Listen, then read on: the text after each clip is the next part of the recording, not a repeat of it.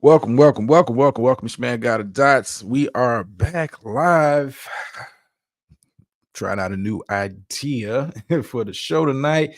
Typically, on Fridays I was doing the Freestyle Friday show, incorporating the sports and the social. Y'all know how that kind of goes, and was mildly successful. I think some classic shows on the channel. If you missed out, you missed out.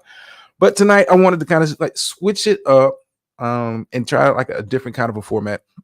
I wanted to kind of take some of the big stories from the sports world that doesn't necessarily have to do with on the field, mostly, but just bear with me. Bear with me as I kind of sort it out, work it out, and kind of get through the material.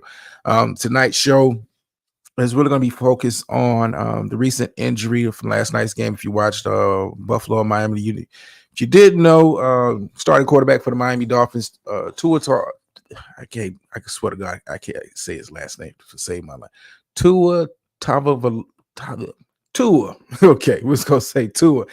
Tua, quarterback for the Miami Dolphins, suffered yet another concussion, and the talk of the day, not just in sports radio but also on mainstream news, is player safety. And is it time for him to let it go? Is it time for him to retire, lay it down? How you doing, Dr. Nikki? Is it time for him to let it go? And I wanted to kind of take that part and kind of branch it out into a larger discussion because I try to be versatile like that. I try to be. But anyway, I'm going to start off with a brief video presentation for those who don't know what happened last night, and we'll kind of go from there. Let me get it together. Fair use and all that good stuff. And yeah, let's go. On Thursday Night Football, Dolphins quarterback Tua Tagovailoa suffered another concussion after he was hit hard, struggled to get back up. He has a history of concussions. Larry's here with the story. George, this is concussion number 3 for Tua, and these are severe hits. This latest one was hard to watch, a tense moment on the field in the third quarter of last night's game against the Bills, a first down hit that took Tua out of the game. Tua steps up, he's going to run for the first down. Overnight, a scary moment on the football field, putting the issue of player safety front and center. Here it is again. Miami Dolphins star quarterback Tua Tagovailoa taking a hard shot to the head from the Buffalo Bills' Damar Hamlin. Late in the third quarter of the primetime game, Tagovailoa running the ball, lowering his shoulder and colliding with Hamlin. And takes a shot at the 6-yard line. Tua taking a brutal hit to the head. His hands appear to seize, an immediate sign of neurological trauma known as fencing. Rolling on his side, holding his helmet. I was just worried about my guy, not something that you ever want to be a part of. You hope not to. Former NFL star Dez Bryant saying, that's it. The NFL has to do the right thing. Tua has had entirely way too many concussions. Hall of Famer Shannon Sharp agreeing, saying Tagovailoa should shut it down, writing, his concussions are getting worse and worse, and he's a young man with his entire life ahead of him. And Super Bowl champion Damian Woody telling Scott Van Pelt last night, This game of football, it doesn't matter. It doesn't matter in the grand scheme of things. You got so much life to live, and for me, it's just sickening to see this man. Seem like time and time again, being in that uncomfortable position. the scene eerily similar to this one from the Dolphins' Thursday night football game 2 years prior. Down he goes, slung down at his own 48-yard line. Tagovailoa thrown to the ground, smashing his head and back on the turf, leaving the field on a stretcher. He suffered 2 confirmed concussions that season, and even before this most recent hit, the QB revealing he was considering retirement because of them. I considered it, for a time, having sat down with my family. I love the game of football. If I didn't, I would have quit a long time. We will see about that. One note, though, about the Guardian caps. That's the extra helmet protection that aims to limit concussions. Only a handful of players have opted to wear them in the NFL's opening week. Tua was not wearing one. That is such a tough video to see. Yeah. All right. Thinking about him. Yes, thinking about we his are. family. Yes. And we are back. Me here. Get back to what I was doing. What's going on? Speak Greasy. Yes. Like I said, for those who didn't see it last night, and you could tell who watches sport. I'm just gonna say this: you can tell who watches sports and who doesn't. Tua did more of the hitting than the defender, and it just so happened. I thought this was kind of an interesting note that the player that was involved in that on-field collision on the field was with Damar Hamlin, a player who has had his own health issues while playing the game of football, and it kind of raises up a bigger question. And like I said, I'm gonna try to take this and expand it out just a little bit. Stretch the work, step on the product just a little bit. You've seen a lot of former players, current players, pretty much give their opinion on Tua's situation and saying, hey man, you might want to think about stepping away from the game of football, giving it up. I understand this is something you love, this is something you grew up playing as a child, but at this point, with the type of injury we're talking about, see, this is one thing.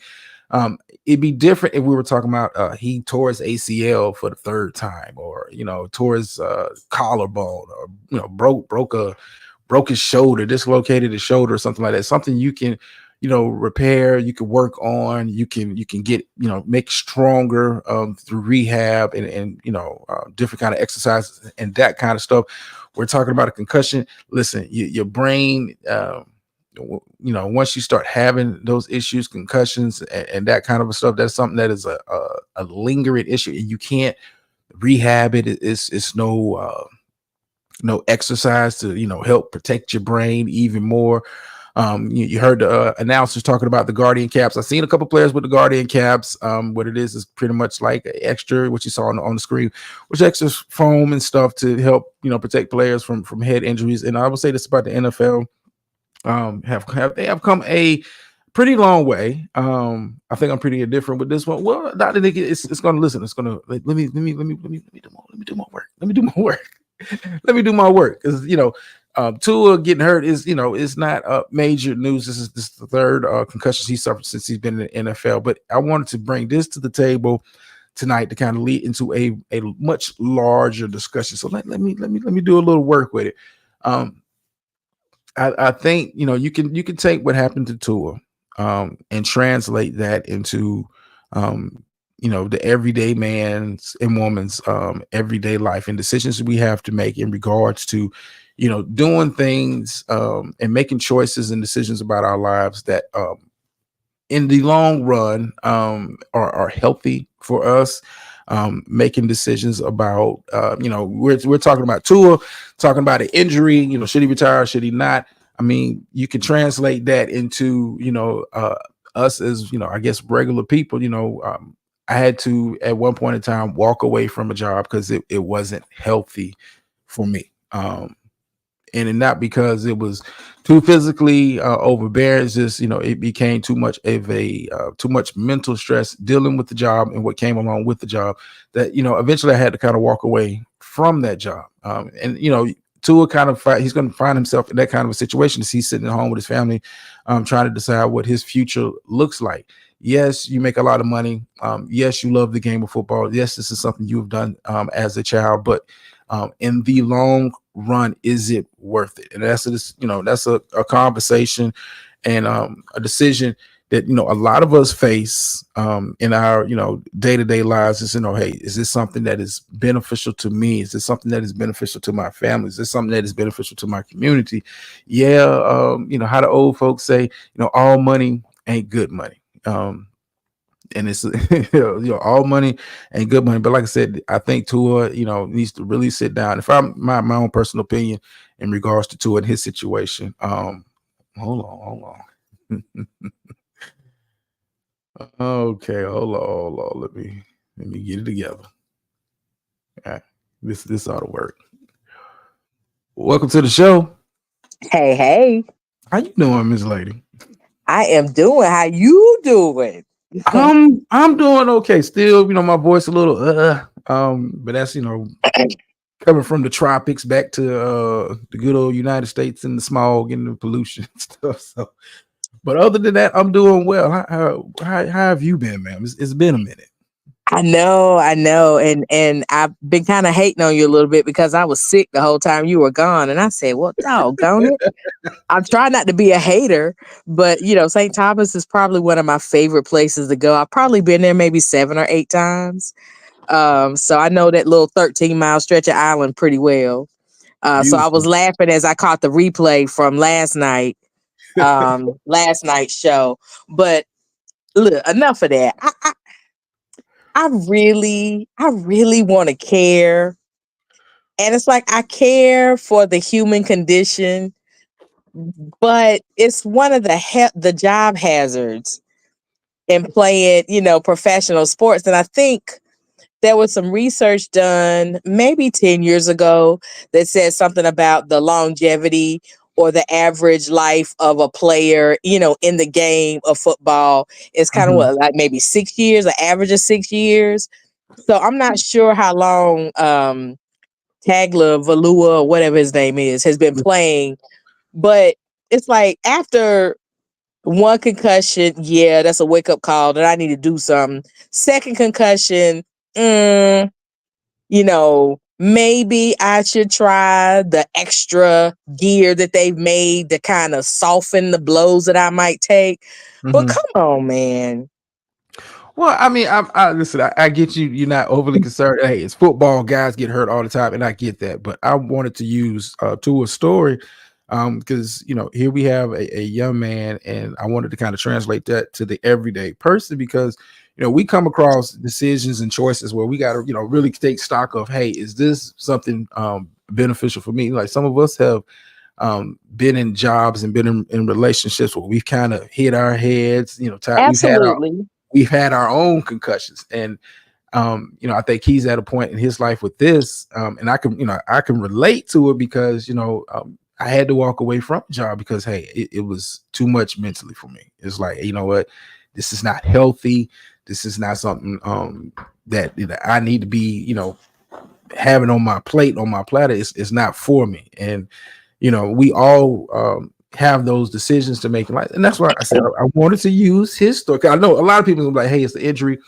And for me, it's not major news because this is his third one. If he retires, but the only interesting storyline if he retires is how they're going to work out his contract that he just signed this past all season, because it's issues in regards to how much if he's medically retired, all of that kind of stuff. But it hit a chord with me because like damn, that's a sometimes you got to make the hard choice because you might be walking away from something that you put time and effort into and love and care into, and you have to kind of walk away from it for the betterment of you, yourself and your family. And that is some people struggle with that. Some people really struggle making that decision, will stay in a place that's not healthy for them for far too long. And, by the time they realize that, hey, this ain't it for me, it catches up to you. I understand that, and I'm sensitive to that. So, I think that you and I have, been in environments long enough for you to kind of understand that I'm not some cold-hearted individual. I know. But for the love of the game, it's like they're already every single year seeming to, pass out, or not pass out, but enforce these new rules that kind of soften the game that we love for its brutal nature. I mean, it's like, come on now, we can't turn the NFL into flag football. Like, I don't know what kind of mental health issues I might have if that were to happen. Like, I just don't know. I mean, and I think you understand where I'm going with it. And I think this is a great parallel to like the everyday man. But it's kind of like after first concussion, maybe it's my fault, and kind of like with just regular jobs. Maybe I chose not a good fit for myself. Mm-hmm. But if I'm continuously not choosing good fits for myself, at some point in time, I got to look at myself and the market that I'm in to see if there are other things that I can do, because, you only get one body. Yeah. And that's just the bottom line for everybody. You only get one body. And for this guy to, I could understand him still trying to give it a chance. And then, just with the everyday man, trying to give something a chance if there are some provisions or, things put in place to where you say, let me try this one more year before I just completely know for certain that I'm just going to walk away. Because we do have those conversations or those existential moments where we are questioning ourselves in relation to where we are to say, is it me or is it it? Yeah.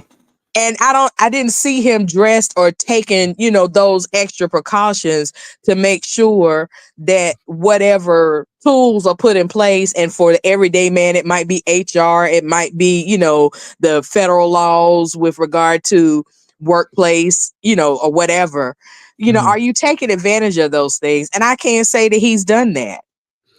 Well, I could agree with that. I would think a player with his history of concussions would be one of those guys wearing the Guardian hats. And listen, I get it. As far Shit, as a halo. Put a halo on, dude. You know what I'm saying? Screw it in and go out there and play. You know what I'm saying? Like something. Or can your line defend you? Like, that's why you have an offensive line. Like, dude, you're a quarterback. Why are you giving a body like this? I get it. Like, I get it. But it's like, don't change the game up because we got somebody who is irresponsible with the position they are holding. Like, I don't know. Listen, it's no perfect way to protect players once you step out on the field, because a freak accident can happen every single play. Absolutely. It can just happen like that. I think with him, and like I said, I think why it's making news, his history of and how it looked.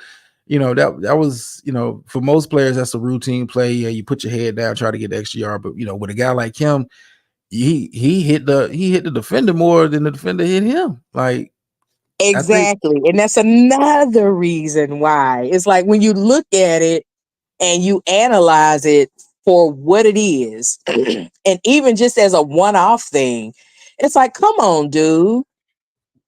Yeah. Like, there are even appropriate ways to hit one another so that you don't, and I'm not saying everybody abides by those things, but I don't know. The NFL has done the best they can with trying to protect their players. Exactly. They've done the best they can, even with the new helmet padding that they have this season. And before I continue, shout out to everybody that's come in, Toy Lady, Beautiful Slander. Yeah, they've done the best they can. Even him, lunging forward like that wasn't even necessary in that situation. You could have just slid. Gave yourself up, protect yourself. Absolutely. Live to go and play another down. Like, I get all that, but I look at like I said, I took his situation for me kind of hit a chord, because you're like, damn, like now you have to really sit down and make a decision about absolutely is this something right for you? And some people struggle with that. I see speaking of talking about some people like, yeah, you're saying play another year. See, I mean, you may not make it through the year. No, I definitely understand that. I definitely understand that. With that extra year, I was thinking about, for the everyday person. I mean, but even with the everyday person, like you get, and I like, because it's the corporate space, I could be a little bit more revealing. I had a conversation about 6 years ago with my wife. I had a conversation about 6 years ago with my wife, and she was coming home upset on a regular basis, based on what was going on with some of the tasks she was having to do and some of the people she was working with.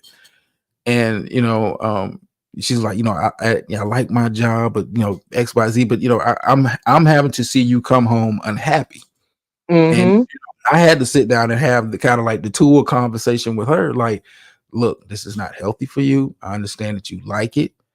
You've been doing it for a long time, but at this point, for your mental health and your health going forward, you need to do something else. And I think a lot of people can relate to that. Whether it be having a conversation with a friend about relationship they're in or something it can be a tough conversation to have, because some people don't know how to let go. Right. And, you got to take that into account. When you grown accustomed to doing something for so long, it can be kind of hard to break away from that, because that's all you know. Is familiar to you. It's your comfort zone. Yeah, it's your wheelhouse. Yeah. It's brain activity of Mike Cole spot. I mean, yeah, I think, me personally, I think he need to retire. Let it go. Yeah, you'll find a job being a quarterbacks coach somewhere in high school or college. Trust me, you'll find employment. It may not be the game checks of the NFL, but trust me, you will find employment. But here's the other thing that comes into play with this, though, Dots. At what point in time do you start reevaluating like the establishment's investment in you as far as your well-being as well? Because I know they have doctors on the sidelines. I know they have team doctors, so on and so forth. At what point in time does the doctor intervene with management or whatever to say, hey, this dude is going to be a liability, and what we don't want is a death on live TV? Yeah. I mean, that's a discussion that's being talked about. With the NFL, is like, do you take the decision out of his hands and medically retire him? Force him to retire. After you spoke to the doctors and that kind of stuff. That's something that they're having to deal with on their end. And he's having his his own conversation with his own people. But I think the NFL, I mean, you gotta kind of look at his history. It's not like he had a concussion, and he's like, it's kind of hard to watch when he gets hurt. It's really his body seizes up and that kind of stuff. I've never even heard. I didn't even know what fencing was. Yeah. Until I heard started looking more into his story, like the NFL, like, dude, sometimes you got to take the ball out of the player's hands. And that's a discussion that they're going to have to make. Me personally, I'm medically retired to do. Allow him to walk away with some of his money, and let him walk off into the sunset. Take the decision out, because I have a feeling he's going to sit back and he's going to miss the next game for sure, but he's going to get cleared by doctors, because they're not going to stop him from getting cleared if he wants to play. I don't know if he makes it through the season. And that was, a point of contention for a lot of people when we were talking about, the Miami Dolphins season. Can Tua stay healthy? And here he is in week 2, and you're out, and your career might be over. So NFL, they've done all they can to protect the players as far as the rules, but I think the NFL, they kind of need to step in and medically retire dude, sit him down, let him enjoy his money and enjoy life, man. I agree. But do you remember when RG3 was playing for the Redskins at the time, and he tore his lateral collateral ligament, which is on the opposite side of your ACL? So that's an uncommon injury for the knee. Most of the time it's your ACL, but not your lateral collateral ligament. And then he goes back out the next game before he was even cleared by medical and then it ends up ending his career. I mean, it's like at some point in time, it should be out of the player's hands. And, again, everybody's an adult, and I know there's a lot of money involved, and it's way over any amount of money I will ever make in my lifetime at one time. But it's like at some point in time, you got to start thinking about, at what point does a player become a liability to the team? I mean, I've seen them cut people from teams for less.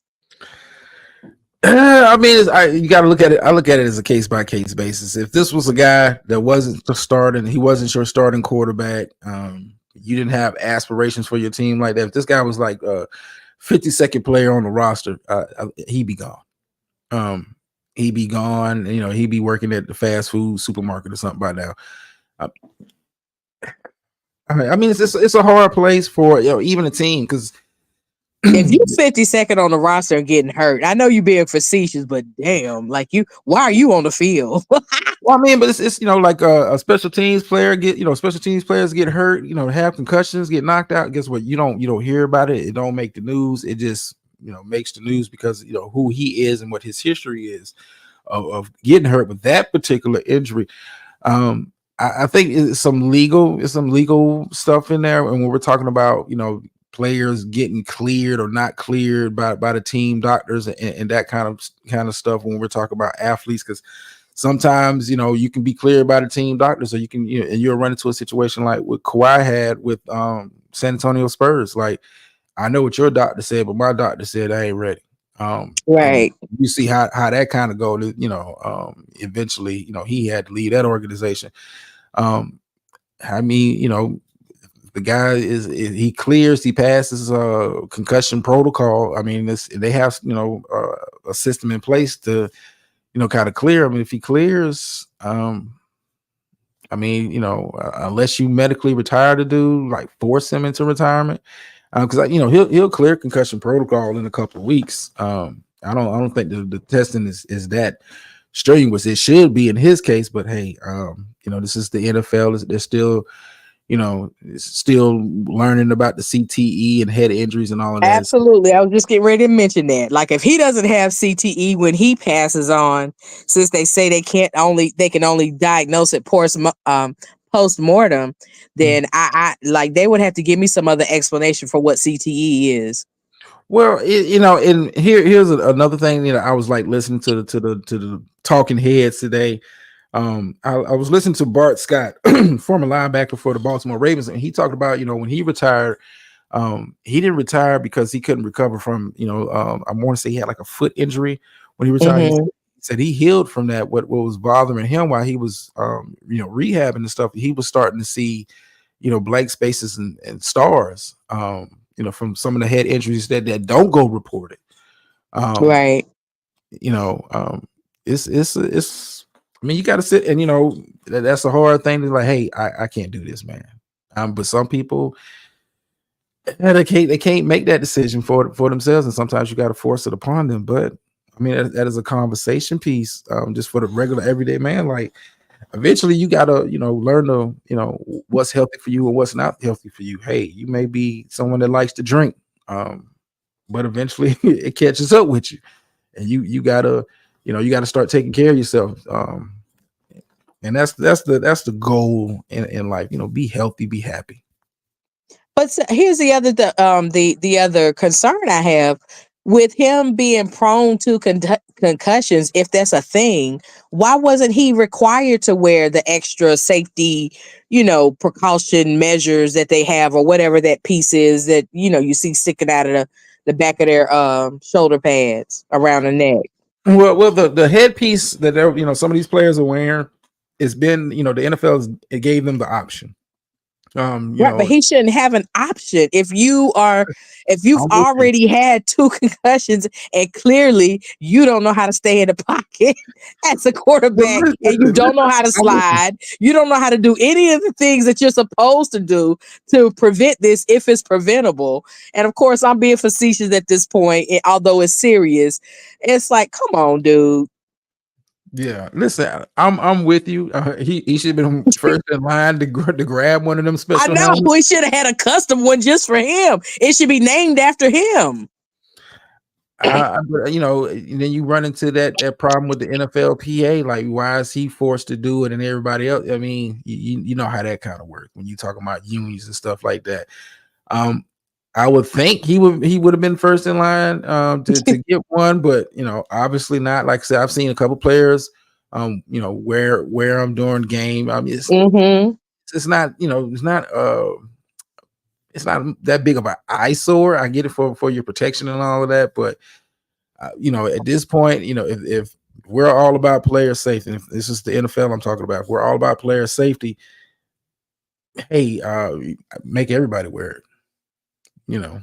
If that's the goal. I mean, you've invested in this technology. They've invested in this stuff, the technology for this new apparatus on the helmet for some years now. Why not just make everybody wear it? I mean, guess what? Guys will still get hurt.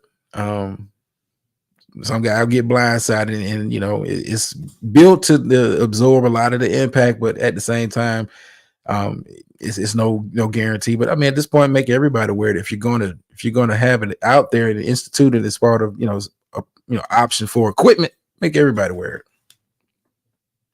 Yeah, and it's also troubling that people don't necessarily have the audacity to choose themselves first when you're just talking about, best fit, well-being, still being able to, function in society by being able to pay your bills and all the other kind of stuff, that, no one really signs up to lose your mental health or to compromise that as a part of it. Well, I would say this. I would say this about sports. Sports, is a little bit different with the mindset of how athletes think, because you're taught, hey, you got to get back out there as fast as you can for your teammates. It's about the team. It's about winning. You're an integral part of this. This is something that you love. Like, that is, you've seen players, force their way back onto the field, accelerate their rehab, come back play earlier. Through an injury. Yeah, play through an injury, for the sake of the team and the success of the team. It is a mindset that it starts in childhood when you first pick up the ball. And no matter what sport it is, it's ingrained in you. You make those sacrifices. You stay up those late nights, and a lot of times you're not choosing you. Hell, look at Tom Brady's situation. You lost the whole wife because you wanted to play one more season of football. It's crazy when you think about it in those terms, but you're as an athlete, man, you're ingrained and trained to sacrifice you. It's not about you, it's about the team. It's about right. And he did that with nothing to prove. His legacy is permanent. Yeah. I can understand Tua fighting to get back onto the field because, in his mind, hey, we got a team that can win the Super Bowl. I want to be a part of that. I want to be the guy that, pushes us over the top. It's that mentality that you gotta, I don't even know how you change that mentality.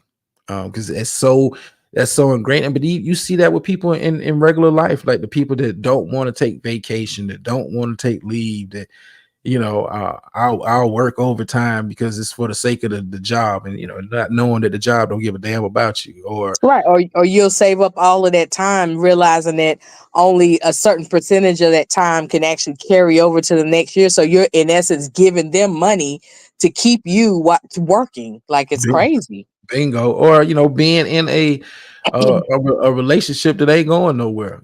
He'll propose to me, when he ready. Like, we're talking 6-7 years in, and he ain't popped the question yet, baby. It ain't, you, it's him. He don't want you. But I'm just saying, like, it's kind of hard for some people to kind of grasp that part where you got to be selfish with yourself sometimes.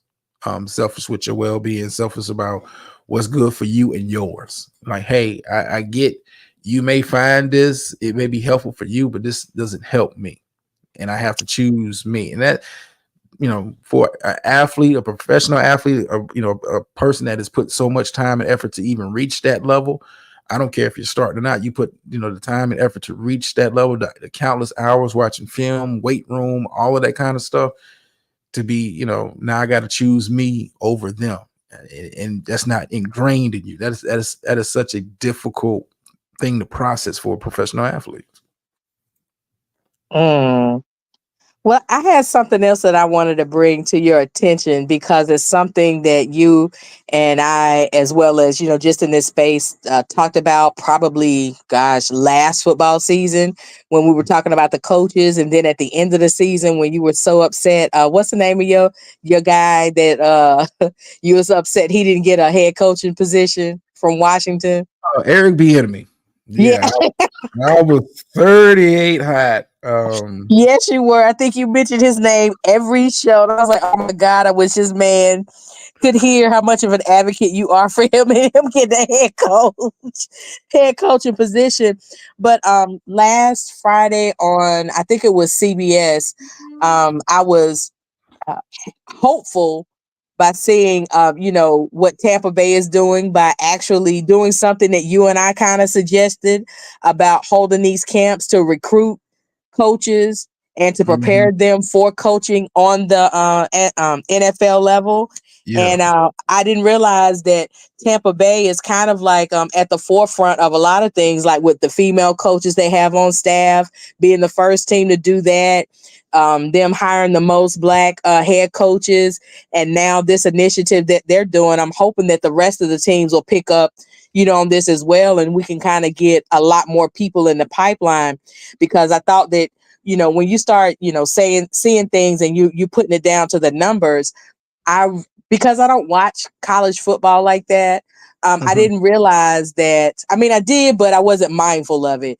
That, you might have 500 teams, collegiate teams, but only 32, in the NFL. And then it's just like the numbers in and of itself doesn't promote a lot of people even making it to that level, which goes back to your frustration. Why those people who are coaching at that level, even if it's an assistant coach, why are you not moving them up a lot quicker to head coaches, as opposed to reaching, and I'm not saying reaching down, but it's a step down, to the collegiate level, and pulling those people up, as opposed to working with the people who already know the culture, the game, all of that, to pull them up to become head coaches. But I just thought that was interesting. I didn't know if you saw that story or not, but I'm definitely going to be following it to see how it works out. Yeah, I've been following with Tampa Bay has been at the forefront of a lot of stuff in regards to African Americans or just minorities, period, being in positions. And they've taken, they're one of the few organizations, I would say, that have taken more progressive steps for more inclusion in their ranks. Yeah, I think the rest of the NFL is still playing catch up, but I like what they're doing in Tampa Bay. And you're seeing some of that kind of trickle over into like the NBA with, women coaches being given more opportunities to listen, it's not going to be far-fetched in like the next 3 years. You see a woman coaching the NBA team. It's going to happen. As a head coach. Yeah. I anticipate when San Antonio is going to be the first team to do it. When Pop steps down, you heard it here first. Becky Hammond is going to be the head coach of the San Antonio Spurs. Okay, well, we're gonna hold you to it. Yeah. I appreciate you coming to kick it with me on this is the new Kickback After Kickoff. Listen, you can thank Miss Murph for kind of like the idea. Her and some other people like, yeah, we miss Kickback. Like, yeah, I do too. But let me try to incorporate it into what I'm doing over here, because I'm on the bench right now. I hear you. And listen, somebody got to keep the bench warm, but what a way to come off the bench. You know what I'm saying?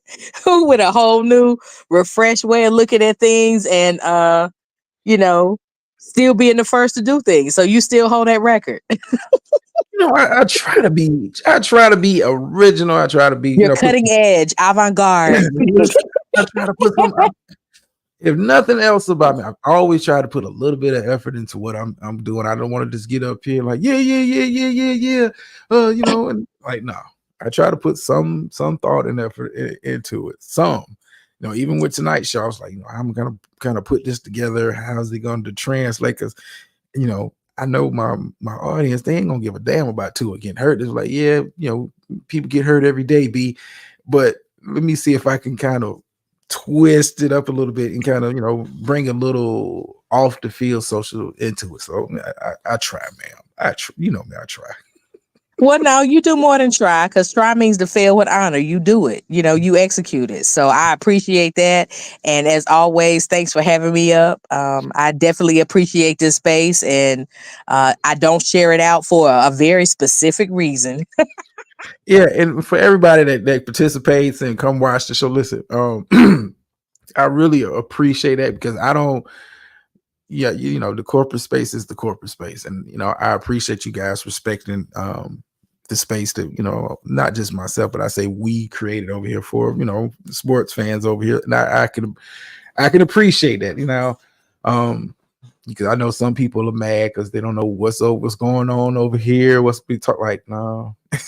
It's like that for a reason, and I appreciate everybody respecting that, respecting the space, man. At the end of the day, I truly appreciate that. Truly. Well, in true Cowboys fashion, because we got the win in week 1, and I'll take a win with the Cowboys any way we can get it, hook or crook. How about them Cowboys? Listen, I'm not satisfied with week 1's performance. I said that on yesterday. I was not satisfied. I heard you. Too many field goals. Too many. I heard you, and that's not a way to win the game. But I'll take a win any way we can get it. We better than that. We better than that. Listen, and it goes back to last season. And I love my boys, man, but I was like, God damn, these drives to keep it great. You know, I love we got an awesome kicker, but God damn it, I don't want to see him on the field that much. I want to see him kicking extra points. Field goal. He's not supposed to be the main attraction. He's supposed to be the extra sauce, not the game. I get you. I want to see him, but I will take it any way we can get it. Yeah, I mean, I'll take the W, but listen, if this becomes a trend, I might have to, reevaluate, what the boys' prospects look like this year. Of course, I won't, as a fan, Super Bowl or bust, but as the analyst, you ain't gonna get it done like that, man. You're not gonna get it done. Listen, and that's what I appreciate about you. Again, we root for who we root for, but we are definitely not in denial about our team. So I appreciate your objectivity. So I will take a seat, and I'm just glad you're back, and I'm glad that you had a chance to see the world and get a little bit of rest. And sorry you came back, a little sick, but guess what? That's the best way to get a little sick. Yes, listen, it's cool with me because I'm like, damn, as soon as I got off the plane, I was like, ooh, this is some rough air. Yes, it is. I've been in the tropics too long. This is some rough air. I'm used to, being humid and nice and, moisture in the air, no smog, and, just enjoying good, fresh, clean air. Like, yeah, listen, I can't wait to go back down there. Is beautiful. I mean, it's traveling anywhere outside of the United States is beautiful, man. It is. But I don't know if you've ever been to Jamaica. This will be my last point. But I remember when I went a couple years back, man, getting off that plane, that humidity took my breath away. It was so humid. But I enjoyed it once I got used to it. And I tell you what, it's nothing like this good old humid air that we get in the hottest place in the universe, to me, which is in the southern parts of these United States. Listen, it's definitely not the same. I did Jamaica last year. Listen, the humidity caught me off guard like the first couple of hours. I was like, God damn. I was like, it's thicker than like St. Thomas and St. Croix. It's much thicker, but the Jamaica is. It just took my breath away. Walking down the steps off of the plane, I was like, it just took my breath away. I love my time in Jamaica. Beautiful country, man. Beautiful. It sure is. It sure is. So and enjoy the food on the plane. It was the best food I ever had. That was I went back when Air Jamaica was still a thing. But man, you talking about the best, that salt fit and Aki. Oh my goodness. Best I ever had. Best food I had ever had on a plane when they were still serving food. That's how long ago it's been. But enjoyed myself, and let me go because I'm talking too much, and they don't need to know what I did while I was there. So thank you so much for having me, and glad that you are back. I appreciate it. It's nice to be back, man. It's nice to be back. All right, later again. And how about them Cowboys? Yes, ma'am. How about them boys? I would yell, but I ain't got the voice for it, right? Me neither. Later. Later. Speak easy, talking about Paul's. What was Paul's worthy to speak? I don't get it, man. I don't get it. But yeah, this is, and I hope Ms. Murph catches it on the replay, because this is kind of like the format I want to kind of start doing, mixing in the kickback I used to do with the Freestyle Fridays that we normally do over here when I do them, and kind of make this a place where we can have those kind of conversations that are not necessarily about the X's and O's. It's about the people to a degree. Jesus Christ. Give me a second. Let me get a little bit of water. All right. I say you coming in, Ms. VS, or welcome back to the space. More than welcome to hang out here. What's going on, Ghost? Philly taking the NFC East. Listen, I picked Philly to win the East this year, but I think Cowboys, and it's going to be a fight. I think Eagles do take it. We'll see what they look like in the postseason, but right now I got Philadelphia as my pick in the NFC East, but it's still early in the season. But that was my pick at the beginning of the season. I'm gonna kind of stick to it. Detroit, for those who missed out on the previews, I got Detroit, Baltimore in the Super Bowl. Fight me if you want to. We need some get back draw. Listen. Speak, man. Speak. I said this yesterday, man. You can't, listen. I can't be responsible for feeding you. You got to learn how to get it out the mud yourself. I can't teach you how to fish. And how is that helping you if I keep taking you down to the water, picking the fish and putting it into your hands so you can review it and no effort on your part? Like, come on, man. You guys got to work. You guys got to work. Listen, the get back is it'll come. Speak. Trust me. I'm a patient man. The get back will come, but I'm pretty sure they're sitting around right now waiting for a thumbnail and all of that kind of stuff. Birds looking strong. Birds look good. Defensively, still got some question marks on that defense. Offensively, Philadelphia looks good. Philadelphia looks good.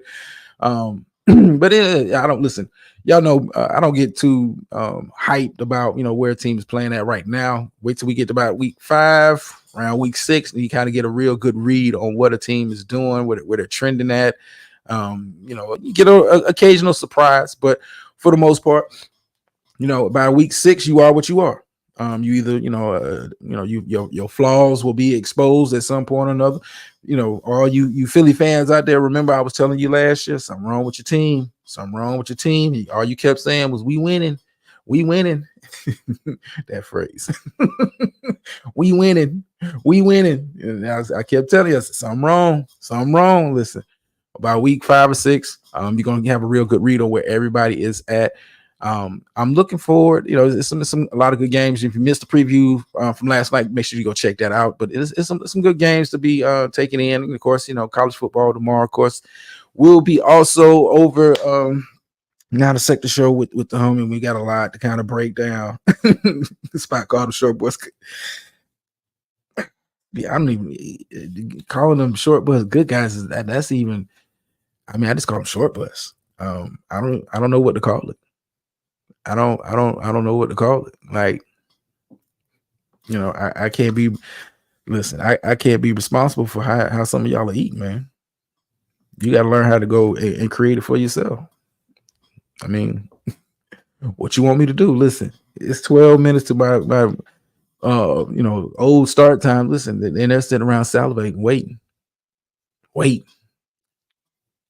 Is he come going? Like, why? Why? But anyway, but I was wrong to say actions, double actors. Listen, spot.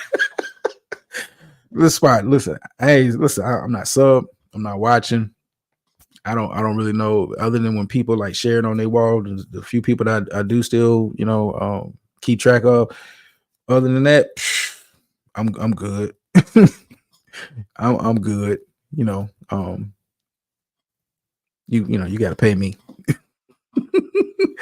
I'm good over here. But speaking of being good over here, for those who have StreamYard, was using StreamYard, those content, listen, like Miss VS's and stuff like that. Listen, I might have to get off of StreamYard because I finally got the email sent to me that my price officially changed next month. And then when I saw what they was offering as far as like the new upgraded features and that kind of stuff, I was not impressed. I'm not gonna lie to you. Being able to do a presentation in 1080p doesn't really work for what I'm doing. Some of the other features that they have, like going back and forth into the same studio to record stuff and all, re-record stuff and all of that. You don't have to set up a whole nother live to, if It's weird. It's lacking. I'm just gonna say that. So I will be looking into some other streaming applications in the near future. But for the time being, we're gonna rock out with what we rock out with StreamYard. But yeah, man, for what they don't bump their heads, man. They don't bump their heads. I'm thinking I'm gonna get a whole like you jump the price. I'm thinking I'm gonna get more people allowed on my panel. Like, nah, you ain't even getting that. Still limited to the 10. But anyway, let me get behind up out of here, man. Y'all have a good rest of your evening. Like I said, we'll be seeing you tomorrow, 9 second show. We'll be over there doing that. Like I said, make sure you tune in for that. We got a lot of stuff covering debates and the Sharp situation. A whole lot of other stuff, still working on material for that. Of course, we'll be back over here doing our thing, since I'm back off the vacay. And give me some feedback on the Kickback show. Things you would like to see kind of added into the show. If you have topics, just listen. I'm open, man. This is, I'm open to ideas. I'm not pig-headed. I'm not arrogant like that. So, if you got suggestions or ideas, feel free to drop them in the comments and all that good stuff. Let me get my behind up out of here, losing my voice.